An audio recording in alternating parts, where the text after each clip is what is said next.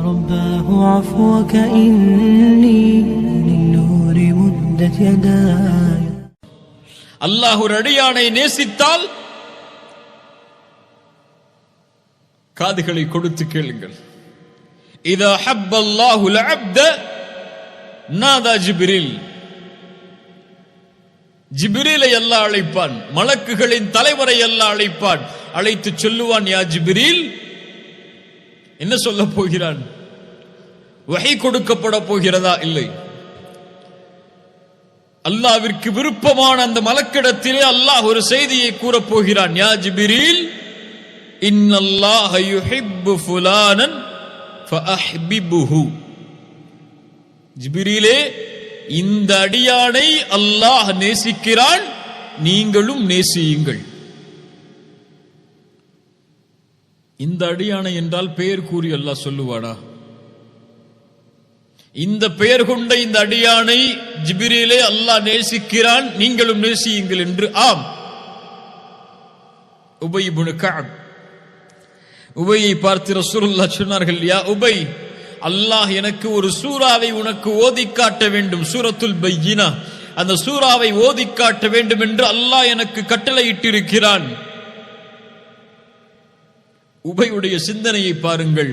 யா ரசூலல்லாஹ், அல்லாஹ் என்னிடத்தில் இந்த சூராவை ஓதி காட்ட சொன்னானா? வஸம்மானி அல்லாஹு, அல்லாஹ் என் பெயரை உங்களிடத்திலே கூறினானா? ரசூலுல்லாஹ் சொன்னார்கள், நஅம் யா உபை, ஆம் உபையே.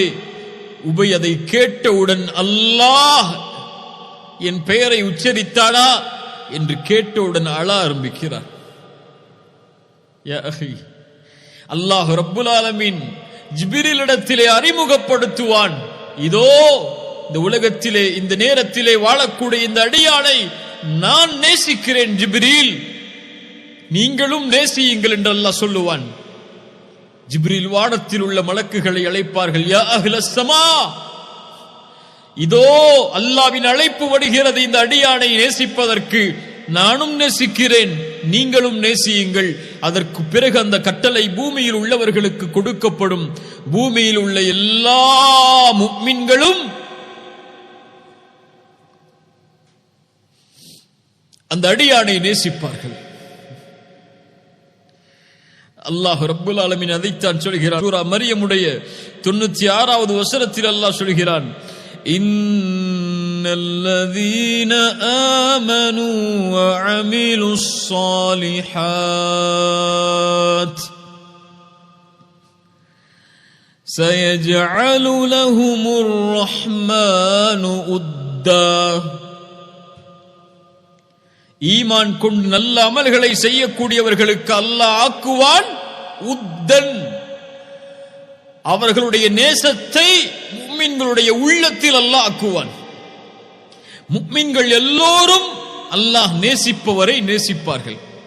அதனால்தான் சொல்லுவார்கள் அறிஞர்கள், முஃமினை ஒரு முஃமின் நேசிப்பான், முஃமினை ஒரு முனாஃபிக் தான் வெறுப்பான்.